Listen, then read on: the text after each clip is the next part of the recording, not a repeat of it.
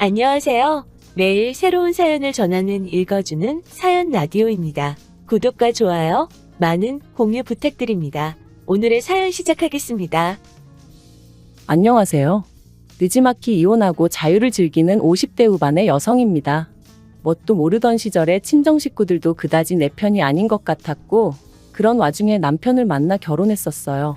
지금 생각해보면 정부 칠대가 없어서 그렇게 멍청한 결정을 내렸나 싶고, 이제 와서 남 탓하면 뭐 하겠냐 싶지만, 그래도 그때를 생각하면 나한테 그 길은 길이 아니니 가지 마라 해준 사람 하나 없는 게 그렇게 서럽고 속상하고 뭐 그렇습니다. 아무튼 제가 친정 이야기를 하자고 이렇게 사연을 쓰고 있는 건 아니고요. 남편하고 처음 만난 건 집안의 먼 친척뻘 되시는 어르신의 주선으로였어요. 저는 남편이 마음에 들지 않았지만 집안 어른의 체면도 있고 하여 남편을 제대로 밀어내질 못했습니다. 오히려 집안 사람들은 어르신 말을 들어보니 사람이 착실하고 성실하니 좋다는데 제가 주제 파악을 못한다는 식으로 몰아가더라고요. 거기다 차라리 남편 쪽에서 제가 마음에 안 든다고 해줬으면 좋겠는데 남편은 자기가 왜 싫으냐며 자기는 제가 첫눈에 마음에 들었다고 들이대고 있었으니 그래서 결국 오케이 했습니다. 솔직히 말해서 나중엔 세뇌라도 된 건지 나를 구박하는 친정 식구들보다 오히려 내 조건 하나 따지지 않고 불도저처럼 밀어붙이는 남편이 친정 식구들보다 나를 더 사랑해주는 것 같았거든요. 그래서 멍청하게 가머니설과 그 가면에 속아 결혼까지 했어요. 그런데 결혼하고 나니까 남편이 저에게 제대로 말한 것은 하나도 없었습니다. 월급도 속였고 직장도 속였었죠. 살던 집도 알고 보니 혼자 사는 것도 아니고 시동생이랑 같이 살고 있어서 당장 방을 구해야 했는데 그마저도 월세 단칸방, 그것도 반지하였어요. 그래도 저 혼자 서울살이 하는 동안 반지하에선 살아본 적이 없었는데 말이죠. 처음 결혼한 해에 홍수가 나서 집안이 온통 물바다가 됐었는데 그때 제가 임신 중이었거든요. 그래서 그 불러온 배를 붙들고 바가지로 물을 퍼내는데 이게 뭐 하는 짓인가 싶대요. 그리고 남편은 고작 월세방 구해왔는데 저는 그래도 혼수예단 다 해갔어요. 그런데 그 혼수예단을 해준 게 누구냐면 친정부모님이 아니라 고모였어요. 그간 저 하고 사는 걸 불쌍하게 생각한 고모가 마침 고모는 또 자식도 없으셨고 그렇다 보니 그거라도 해주마 하고 해주셨는데 그건 지금도 참으로 감사하게 생각하고 있네요. 아무튼 그렇게 결혼하고 나니까 사람이 어떻게 그렇게 달라지나 싶은 게 남편 말이죠. 결혼 전에는 제가 결혼 안 해주면 자기는 인생을 포기해버리겠다며 그렇게 사람을 겁을 주고 아주 말 그대로 왜 자기 마음을 몰라주냐며 길에서 나자빠지기까지 했었는데 막상 결혼하고 나니까 말 그대로 다 잡은 물고기라고 생각하기라도 한 건지 사람을 홀대를 해도 그렇게 홀대를 할 수가 있나 싶더라고요. 하지만 저라고 뭐 그런 남편한테 나 좀 봐줘 나 좀 사랑해줘 하고 매달리고 싶지는 않았습니다. 그저 저렇게 쉽게 식을 사랑이었나 하고 허탈했다고 해야 할까요? 그리고 더 까놓고 말해서 그런 걸로 뭐 서름에 눈물 짓고 할 겨를도 없었어요.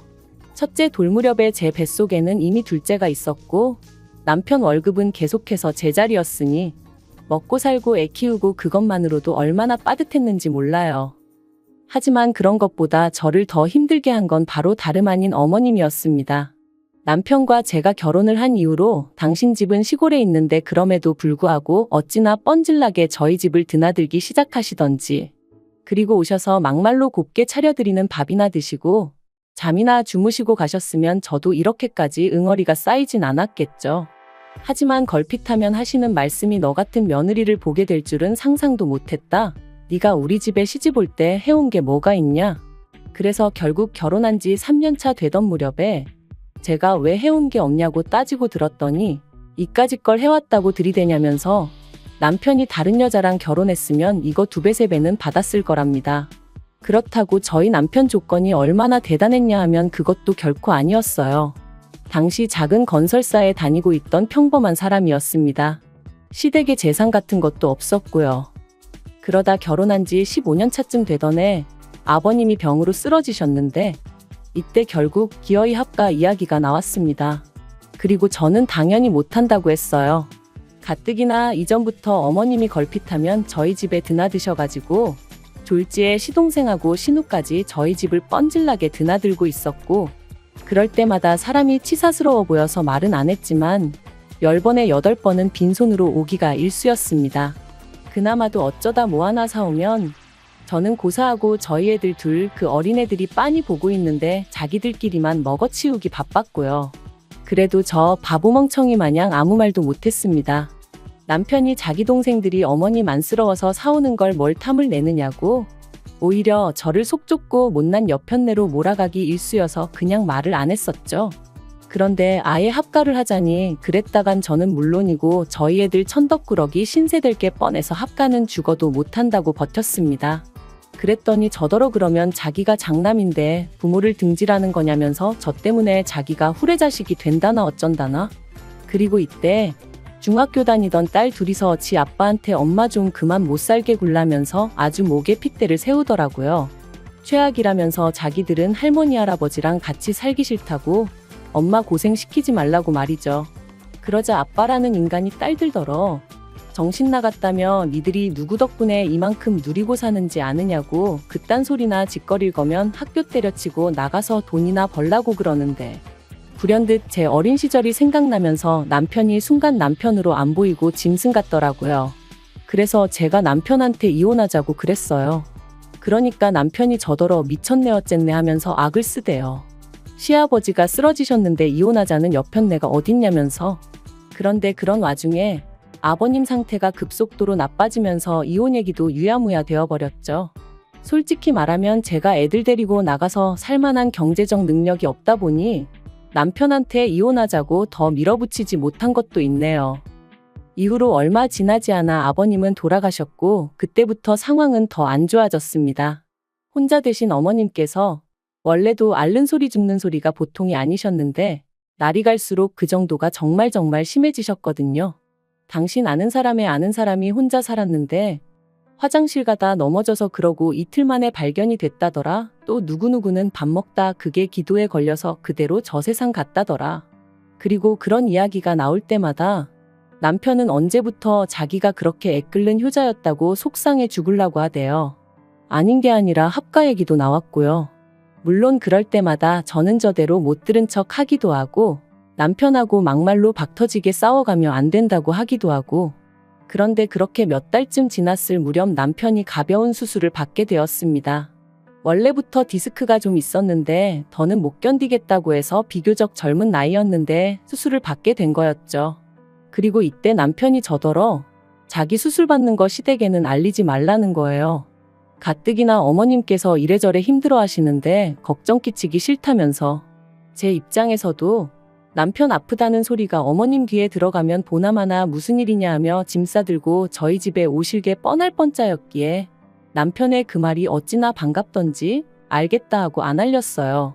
그리고 뭐 디스크 수술이야 별 문제 없이 잘 끝났죠. 그런데 어이없게도 그 후에 돌아온 명절에 남편이 시댁 식구들 다 모인 자리에서 지 입으로 지 수술 받은 이야기를 하는 거예요. 그게 얼마나 대단한 무용담이라고 신이 나서 떠들어대더라니까요. 근데 더 황당한 건 어머님을 포함한 시댁 식구들이 보인 반응이었습니다.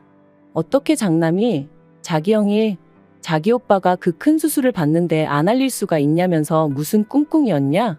요새 보험 잔뜩 들어놓고 남편 잘못되기만 바라는 여자들이 있다더니 저도 그런 거 아니냐? 진짜 살다 별소리를 다 듣는다 싶대요. 그래서 제가 남편더러 당신이 알리지 말라 하지 않았냐고 저도 너무 억울해서 악다구니를 썼어요. 그랬더니 그제서야 남편이 맞다고 자기가 알리지 말랬다고 그러는데 신우랑 시동생이 한다는 말이 저희 남편이 사람이 너무 좋아서 큰일이랍니다. 그래도 자기 아내라고 저를 감싸주는 것 좀 보라면서 말이에요. 지들끼리 찍고 까불고 앉아있네. 솔직히 온갖 험한 소리가 목구멍 끝까지 올라오는 걸 정말 꾹꾹 눌러 참았다니까요. 그런데 이렇게 몇 년을 속을 끓이고 애를 태우며 살아서 그런가? 결국 제가 갑상선암에 걸렸습니다. 처음에는 근육통인가 싶기도 했고 감기 몸살인가 싶기도 했는데 그게 갑상선암의 전조 증상일 거라곤 상상도 못했지요. 그래서 동네 내과만 다니다가 지인이 혹시 모르니까 큰 병원도 한번 가보란 말에 그 이후의 일은 뭐 다시 생각하기도 싫고 솔직히 말하자면 정신이 하나도 없었어요. 비록 초기이긴 했지만 그래도 암이라는데 아무리 당장 죽는 건 아니라고 해도 마음이 편할 리가 없잖아요. 그래서 어쨌든 수술하느라 입원하고 이후로도 한 달 가까이는 제대로 움직이지도 못했는데 세상에 시댁 식구들 누구 하나 병원에 와보기는커녕 문자고 전하고 몸은 좀 어떠냐, 괜찮냐 하고 묻는 사람도 없더라고요. 딸들 말로는 그래도 친척들도 알아야 할 것 같아서 다 소식도 전했다던데 내가 인생을 잘못 살았나 싶기도 하고 시댁 식구들이 정말 상종 못할 인간들이구나 싶기도 하고 참으로 착잡한 마음이었습니다. 그래서 외래만 와도 된다는 소리를 듣기가 무섭게 딸들하고 상의 끝에 친한 친구가 있는 시골로 내려갔어요. 가서 엄마 한 달 정도 요양 좀 하고 와도 될까 하니까 어느새 20살이 넘은 두 딸이 제발 그러라며 저를 지지해 주었거든요. 그런데 그렇게 한 달을 보내고 올라왔더니 황당하게도 어머님이 집에 와 계셨습니다. 그리고는 저를 앉혀놓고는 정신머리가 있는 거냐 없는 거냐 하시며 당신이 알아보니 갑상선암인지 뭔지 그건 암축에도 못 든다던데 그걸 가지고 이렇게 유세를 떠느냐고 게으르니까 건강관리도 제대로 못해서는 여러 사람 피곤하게 한다고 온갖 악담인지 욕인지 모를 소리를 잔뜩 늘어놓으시대요. 하지만 어머님의 그런 말씀보다 저를 더 열받게 한 건 뒤이어 이어진 제 딸들에 대한 타박이었습니다. 보고 배운 게 지혜미 뿐이라 그런지 가시나들이 느려 터졌다면서 지 아버지 밥상 하나 못 차려내는 게 무슨 공부는 한다고 거들먹거리냐 했거든요. 그리고 거기서 제가 정말 이성을 잃었어요. 어머님더러 미친 엑스라고 내 집에 다신 오지 말라고 했죠. 당신은 당신 딸을 얼마나 잘 키워놨길래 내 딸들한테 그러느냐고 가서 어머님 자식들이나 잘 단돌이 하시라고 사람 구실도 못하는 것들을 두고 며느리 보기 부끄럽지도 않냐고 그냥 저도 쌍욕을 퍼부으며 그동안 못하고 참았던 말들을 막 내질렀어요. 그랬더니 어머님이 저더러 정신이 나갔냐 어쩌냐 하며 쓰러지는 척을 하대요. 어딜 갔다 온 건진 몰라도 때마침 들어온 남편은 전후 사정은 묻지도 않고 뒷목 잡고 쓰러진다고 생쇼하는 어머님을 보고는 저한테 돌았냐 악을 썼고요. 그리고 그때였어요. 두 딸이 아주 소리소리를 질러가며 남편과 어머님더러 나가라고 마구잡이로 밀어내더라고요. 그래서 그 둘이 쫓겨나듯 집에서 나갔습니다. 그런데 그 일이 있고 2주나 되었을까? 남편이 슬그머니 집에 들어왔어요. 그리고는 아무 일도 없었던 것 마냥 저녁을 달라길래 제가 어머님이 밥도 안 주더냐고 물었습니다.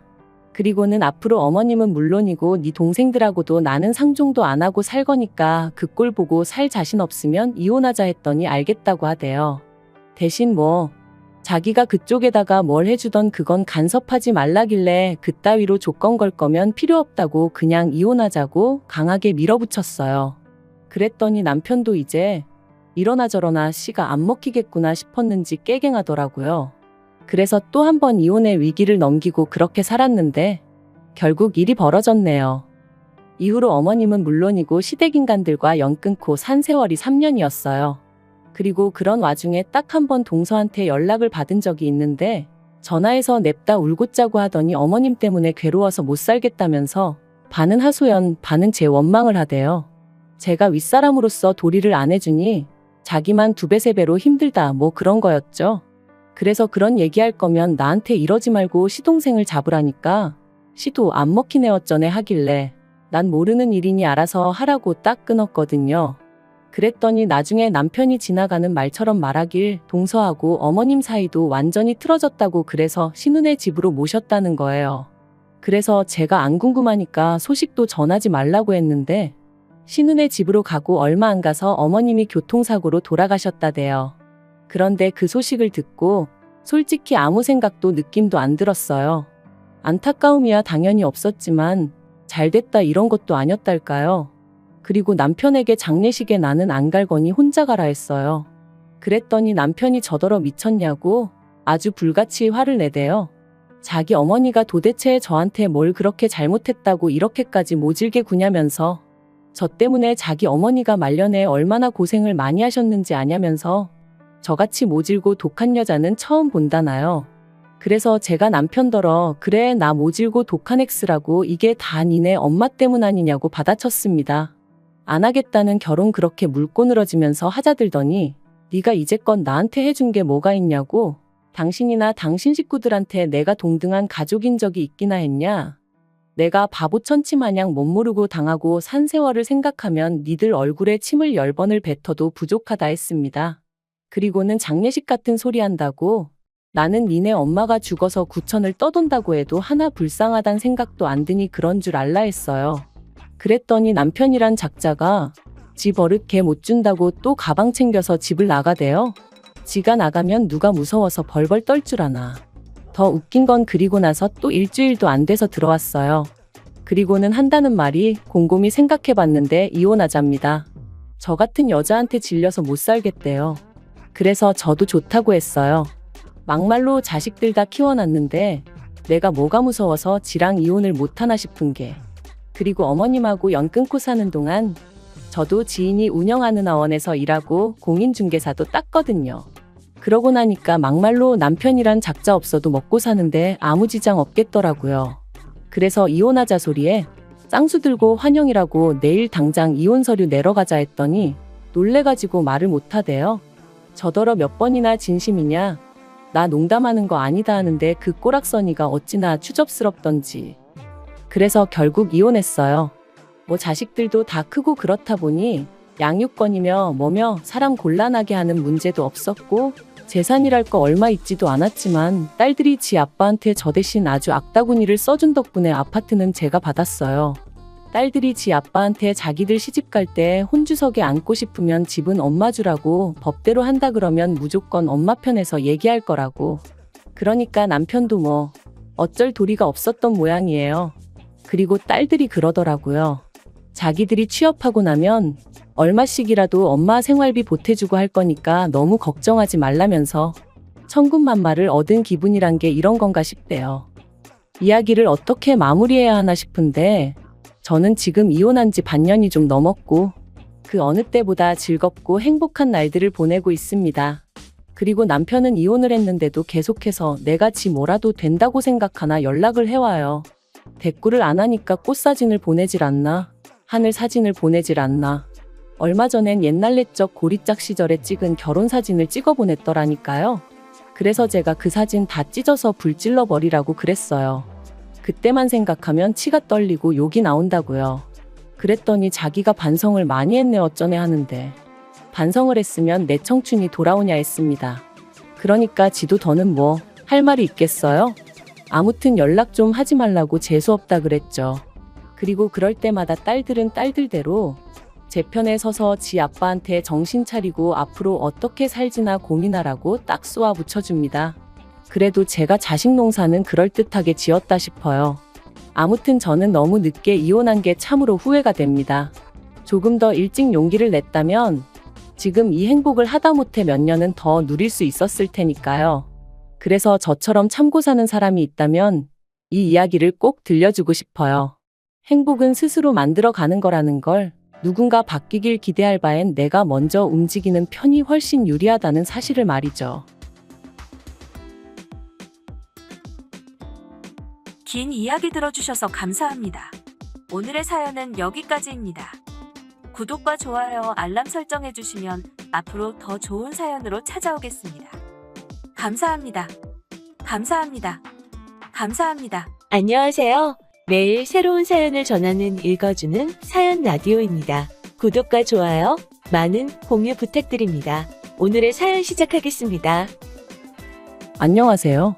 결혼한 지 8년 만에 이혼한 30대 여성입니다. 솔직히 이혼을 결심하기까지가 쉽지만은 않았어요. 왜냐하면 저와 남편 사이에는 눈에 넣어도 아프지 않을 아이가 둘이나 있기 때문이었죠. 그래서 몇 번이나 아이들을 생각해서 어떻게든 참고 살아볼까 했는데 제가 하나를 양보하면 상대도 하나를 양보해주는 게 이치 아닌가요? 하지만 남편도 그렇고 시댁도 그렇고 사람들이 어쩜 그렇게 탐욕스러운지 이런 사람들인지 모르고 애시당초 가족의 연을 맺었던 제 자신을 탓하는 게 맞을지도요. 남편하고는 고등학교 때부터 알고 지내다가 대학교를 입학한 이후로 교제를 시작했어요. 사실 고등학교 다닐 때도 남편은 몇 번이나 저를 좋아한다고 마음을 표현해 왔는데 당시엔 제 마음은 온통 수능에만 가 있었거든요. 그러니 남편의 고백이 귀에 들어올 리 없었고 한편으론 좀 한심하게 느껴졌던 것도 사실이에요.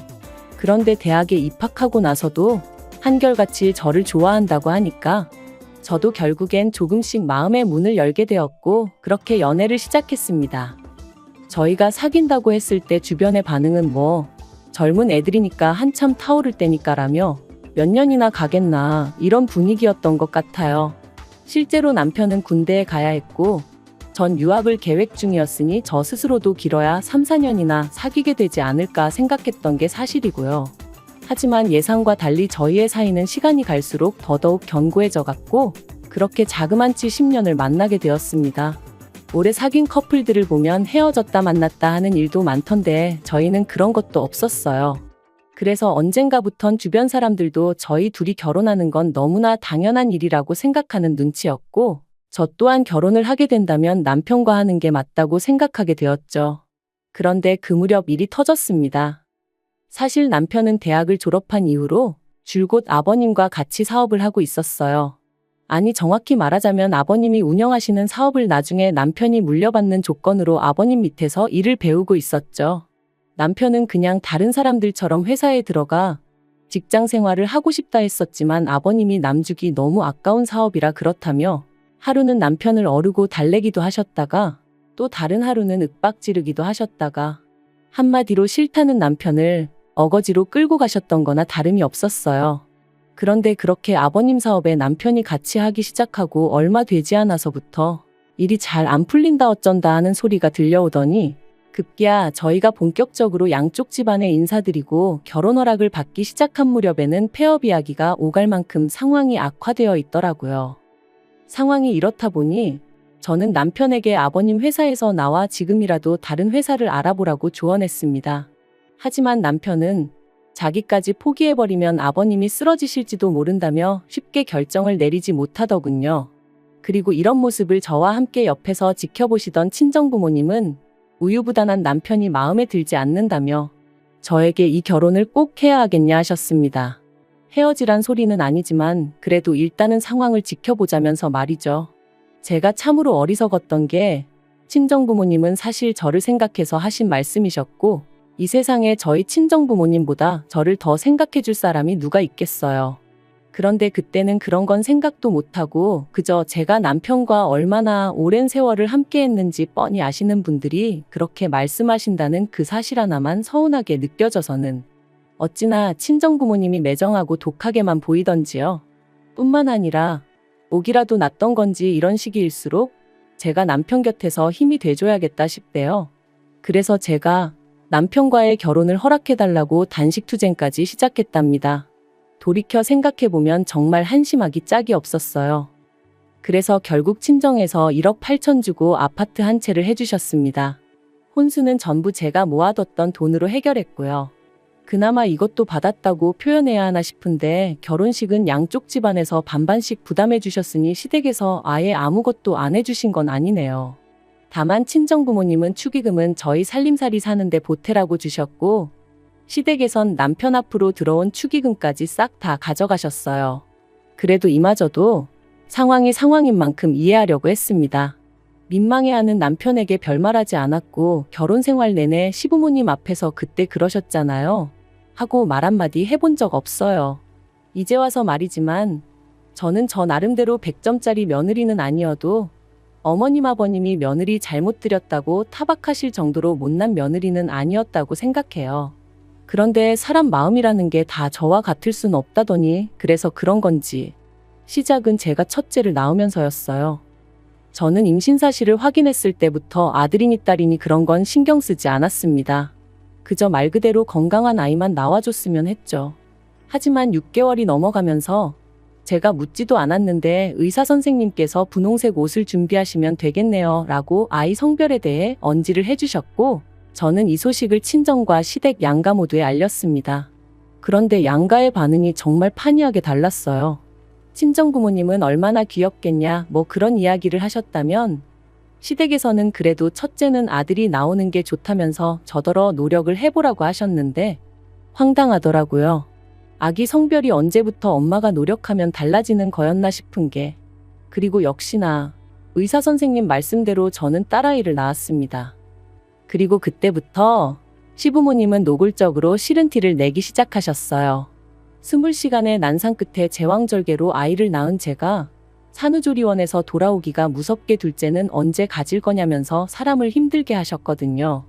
그리고는 어차피 힘줘서 낳는 거 조금만 더 노력해보지 그랬냐는 말씀을 하시질 않나. 저희 딸아이를 향해서는 요만한 거 하나 달고 나왔으면 얼마나 좋았겠냐 하시질 않나. 솔직히 막말로 못 배우신 분들이 그러셨으면 오히려 그러려니 했을지도 모르겠습니다. 하지만 저희 시부모님 두 분 다 배울 만큼 배우신 분들이셨거든요. 그런데 그런 분들이 남들 눈을 피해서 노골적으로 손녀는 무시하고 있지도 않은 손자를 찾아대시니 환장할 노릇이대요. 그래서 저도 나중엔 너무 짜증이 나서 3억을 달라고 했습니다. 아들 낳아드리면 3억 달라고요. 그랬더니 시부모님이 네 자식 네가 낳는데 우리가 왜 돈을 주냐며 그건 또 아주 질색을 하시대요. 그러다 작년에 정말 어쩌다 그런 일이 생긴 건지 저도 모르겠습니다만 제가 임신을 했어요. 사실 저나 남편이 더는 아이 계획이 없다 생각하고 수술을 받고 그런 것은 아니었지만 그래도 둘째가 생길 거라곤 상상도 못했는데 서로가 너무 안일했던 탓이었겠죠. 아무튼 그래서 얼결에 둘째를 가졌습니다. 그리고 비록 계획한 임신은 아니었지만 그렇다고 지운다던가 그런 생각은 아예 해본 적이 없어요. 그래서 양가 부모님께 조심스레 제 임신 소식을 알리니 아니나 다를까 친정에서는 제 몸이 상할 것을 가장 먼저 걱정하셨습니다. 첫째 때도 워낙 고생 끝에 출산을 했었고 그때 이미 친정 부모님은 이러다 딸을 잃는 건 아닌가 그런 생각까지 드셨다고 했거든요. 그래서 사실 친정어머니는 아닌 게 아니라 저더러 둘째를 꼭 낳아야겠냐는 말씀도 하셨네요. 당신은 손주도 좋지만 당신 배 아파 낳은 제가 제일 중요하다며. 하지만 제가 괜찮다고 했어요. 제 성격인지 아니면 모성애란 게 그런 건진 모르겠지만 임신 사실을 알게 된 이후로는 한순간도 뱃속에 아이를 포기한다는 생각은 아예 상상조차 할 수 없었거든요. 아무튼 반면에 시댁에서는 아니나 다를까 이번엔 아들이어야 한다는 말씀부터 하셨습니다. 이번에도 아들이 아니면 어쩌냐 하는 우려 섞인 말씀도 잊지 않으셨지요. 그리고는 이번에도 저더러 고기를 많이 먹으라는 둥, 항상 왼쪽으로 누워 자라는 둥, 지금 다시 생각해도 아주 깝깝한 소리만 골라 하셨다니까요. 그리고 저는 다행이라고 해야 할지 올해 초 건강한 남자아이를 출산했습니다. 그러자 첫째 때와는 달리 시댁에서 정말 시쳇말로 좋아 죽으시더라고요. 이제 어디 가서 기죽을 일은 없겠다면서 이제 마음이 든든하다 하시면서 말이죠. 그리고는 기껏 덧붙이시기를 아마 첫째 때는 정성이 부족해서 딸을 낳았던 게 아닌가 싶다며 이것 보라고 간절히 바라면 다 이루어지는 법이라나요? 솔직히 듣는 내내 짜증나고 황당하고 어이가 없었지만 좋은 게 좋은 거다 생각하고 네네 하고 말았네요. 그런데 아버님께서 생각지도 못한 말씀을 꺼내셨습니다. 제가 말했던 3억을 주시겠다는 거였죠. 제가 남편과 결혼하고 몇 년 동안 아버님과 남편이 하던 사업은 가까스로 위기를 극복해냈었어요. 비록 코로나 때 다시 주춤하던 시기도 있었지만 최근에는 전성기 때만큼은 아니더라도 꽤나 잘 풀려가고 있었고요. 하지만 시부모님이 3억을 턱하고 내주실 만큼 상황이 좋아진 줄은 꿈에도 생각을 못했기에 솔직히 당황스럽기도 했지만 한편으론 저도 사람인데 당연히 기분이 무척이나 좋았네요. 그런데 이후로 아버님이 말씀하시기를 그렇다고 3억을 현찰로 주긴 좀 그렇다 하시더니 그러면 그렇지 아버님이 소유하고 계시던 빌라가 한 채 있었는데 그게 시가로 7억 정도 한다는 거예요. 그리고 저희가 살고 있던 친정아버지가 해주신 아파트는 어느덧 값이 올라 4억 정도 했었거든요. 그러니까 저희가 사는 아파트를 팔아서 당신한테 4억을 주고 그 빌라에 들어가서 살랍니다. 그러면 나중에 팔면 3억이 남으니까 3억을 저한테 주시는 거라면서. 게다가 더 황당한 건 어쨌든 친정부모님은 1억 8천만 내주셨었지만 시부모님은 3억을 해주시는 거니 그나마 해준다는 빌라의 명의도 남편 명의로 하라는 거였죠.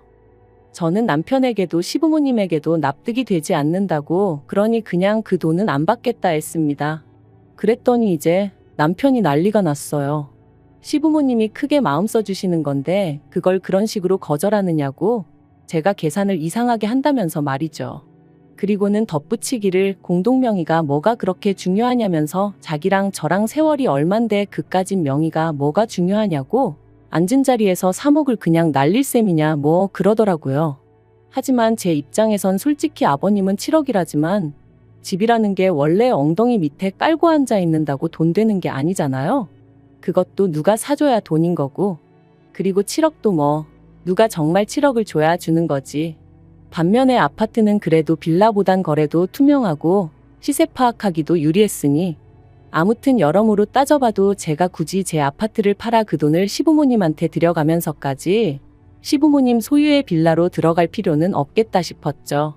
그리고 말이 나왔으니 말이지만 그렇게 빌라를 저희에게 파셔도 어디 가서 저희한테 돈 받고 팔았다고 말씀하실 분들이 아니었어요. 아마 어디 가서든 말 나오면 7억짜리 집을 저희에게 줬다 그렇게만 말씀하셨을 거예요. 안 봐도 뻔한 이야기였죠. 그래서 그냥 더는 설명할 이유도 없다 싶어 안 받을 거라고 했던 거고요. 그런데 남편은 그 돈이라고 해야 하나 집이라고 해야 하나 아무튼 도무지 포기할 수가 없는 모양이었습니다. 저를 어르고 달래도 보고 저한테 속상하다며 짜증도 내고 사실 사업이 안 될 때는 아버님이 남편 월급을 몇 번이나 나중에 주겠다며 미루신 적도 있었고 그래서 몇 달 동안 남편이 가져다주는 생활비는 구경도 못한 채 오로지 제가 번 돈으로 살아야 하는 순간도 있었지만 그래도 어찌저찌 잘 견뎌냈습니다. 저희 살림살이에 사사건건 간섭하려 드시는 것도 또 언제 손자를 안겨줄 거냐는 구박 섞인 불평도 가까스로 잘 참아냈고요. 그런데 이제 와서 3억을 빌미라고 해야 하나. 아무튼 3억을 가지고 사람 기분을 있는 대로 잡쳐놓으니 더는 참을 수가 없었습니다. 그래서 한 번은 제발 좀 그만하라고 소리를 질렀더니 남편이 기껏 한다는 소리가 제가 다른 여자들에 비해 얼마나 대단한 일을 한 것도 아니고 남들 다 낳는 아들 한 번 실패하고 두 번째 겨우 낳은 거 아니냐며 그런데도 어머님 아버님은 그걸로 저를 꾸짖기는커녕 오히려 돈을 주겠다 하시는데 저더러 그 와중에도 욕심을 내냐면서 그렇게 욕심이 사나우면 애들이 뭘 보고 크겠냐대요. 그리고 저는 그런 남편의 마지막 말에 완전히 이성을 놓칠 뻔했어요. 그간 내가 한 이불 덮고 잔 남자가 이딴 사고방식이었다는 것도 소름 끼치고 첫째를 실패작처럼 표현하는 게 혐오스럽기까지 했으니까요. 그래서 이때 처음 이런 남자를 내 아이들의 아버지로 두는 게 맞는 걸까? 차라리 이혼하고 혼자 키우는 게 애들한테도 더 도움이 되지 않을까 하는 생각이 다 들대요. 그렇게 하루가 멀다 하고 남편과 혹은 시부모님과 저는 말 그대로 싸움을 이어가야만 했습니다. 남들이 보기엔 어이가 없었을 테죠. 시부모님은 돈 준다 하고 며느리는 싫다고 하니 오죽하면 제가 자꾸 아버님 빌라가 7억이라고 하시는데 그럼 차라리 그걸 팔아서 3억을 저를 주시면 깔끔하지 않냐 소리도 했었거든요. 그랬더니 그 빌라는 기다리면 뭐 재개발이 될 수도 있고 호재가 많다면서 그렇게는 안 된다던데 정말이지 제가 여기다 다 적을 수가 없어서 그렇지 말도 안 되는 말씀을 얼마나 많이 하셨는지 몰라요. 그리고 그런 와중에 남편은 계속해서 시부모님 편을 드느라 정신이 없었고요. 마치 애를 둘씩이나 낳은 제가 정말 자기랑 이혼을 하겠냐고 생각이라도 했던 건지. 하지만 결론부터 말하자면 네, 이혼했습니다. 막상 이혼을 마음먹으니 참으로 사람 사는 게 이렇게 허무했나 싶을 만큼 모든 일이 일사천리로 진행되대요. 재산이나 마나 제가 결혼할 때 친정아버지가 제 명의로 해주신 아파트라 그건 뭐 남편이랑 나눌 이유가 전혀 없었고요. 아이들의 양육권 또한 마찬가지였어요. 저한테 이혼의 이유가 있던 것도 아니고 경제적 능력이 없는 것도 아니었으니 아무리 남편 쪽에서 고집을 피운들 아이들 둘 다 제가 맡게 되었거든요. 그리고 그제서야 시부모님이 좀 뭐랄까 앞불싸 싶으셨던 모양인데 버스 떠난 뒤에 손 흔든다고 문 열어주나요? 요새 그러면 벌금이에요. 이혼 후에도 제 생활은 크게 달라진 바가 없었습니다. 굳이 꼽자면 친정부모님이 전보다 자주 왕래를 하며 아이들을 챙겨주신다는 거 정도였달까요? 그리고 남편은 저와 이혼 후 시댁으로 아예 들어가 살기로 했다고 소식을 전해왔습니다. 아주 저 보란듯이 아버님 사업을 자기가 세계 1등으로 만들 거라며 후회하게 만들어주겠다길래 꼭 그렇게 해달라 했어요. 저한테는 좋을 게 없지만 그래도 애들 입장을 생각하면 아빠가 망하는 것보단 잘 되는 게 나은 거니까요. 주변에 보면 말도 안 되는 상황에서도 아빠 없이 애들을 자라게 하기 싫다며 바보같이 참고 사는 여자들이 있던데 절대로 그러지 말라는 말을 꼭 해주고 싶어요. 누가 당신 인생을 대신 살아주는 것도 아닌 만큼 결단을 내려야 하는 순간에는 사소한 한두 개의 사실에 얽매이지 말고 주체적으로 결정을 내리고 자기만의 길을 개척해 나가라고 말이죠. 그리고 한 가지 더 말하고 싶은 건 남편이나 시부모님이나 돈 계산 그따위로 하지 말라는 거예요. 눈 가리고 아웅도 아니고 내가 무슨 3살 먹은 어린애인 줄 아나. 도둑놈 심보가 따로 없던데 인생 그렇게 살지 말아요. 긴 이야기 들어주셔서 감사합니다. 오늘의 사연은 여기까지입니다.